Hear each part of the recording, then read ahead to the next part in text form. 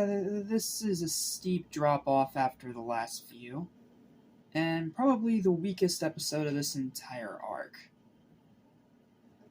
But is it bad?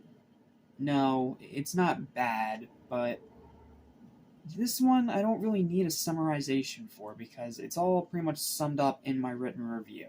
What I say in my written review is all that happens in this entire episode.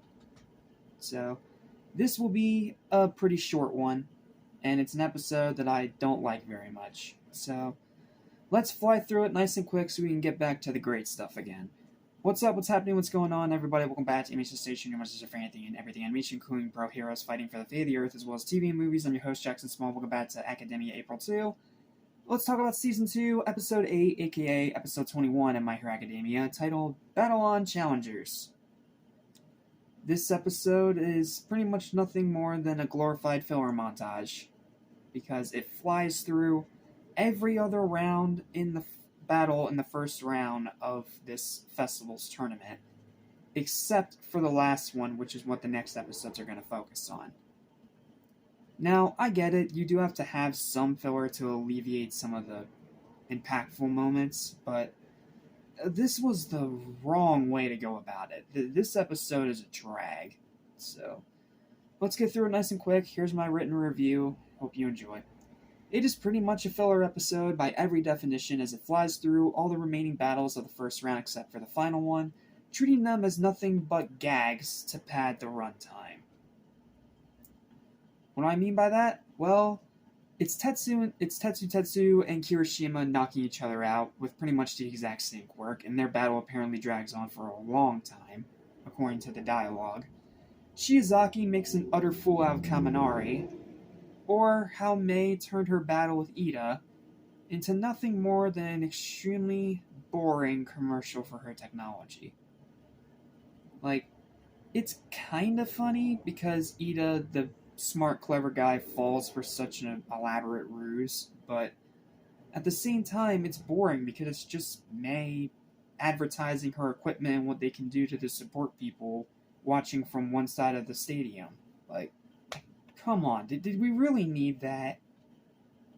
It's all just padding. That doesn't impact a damn thing. However, we do get one solid brief match between Tokoyami and Yaoyorozu, which once again shows how almost unstoppable Dark Shadow is.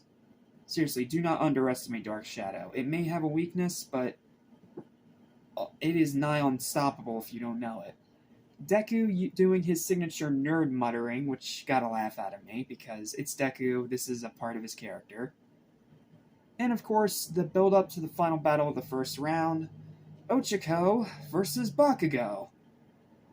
Yeah, talk about getting dealt a bad hand.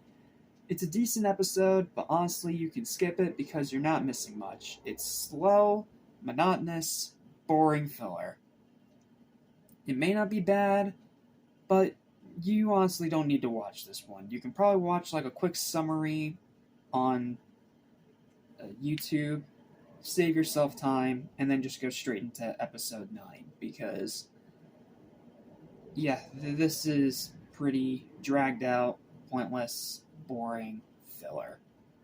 Final verdict, 6 out of 10, and that's me being generous. If I wanted to be mean and harsh, I could have given it a 4, but because it has one decent match, it has some funny moments with Deku doing his signature nerd muttering, and building up to the final battle of Ochako versus Bakugo for the first round, which is going to go on to the next episode, I can't be too harsh on it.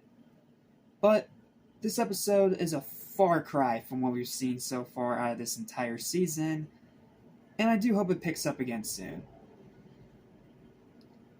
Well, that's it. That's all I've got. Thank you guys so much for watching. Please don't forget to like, share, and subscribe for more videos like this almost every single day.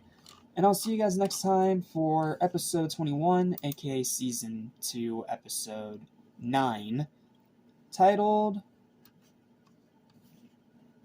what's the title? Bakugo versus Uraraka.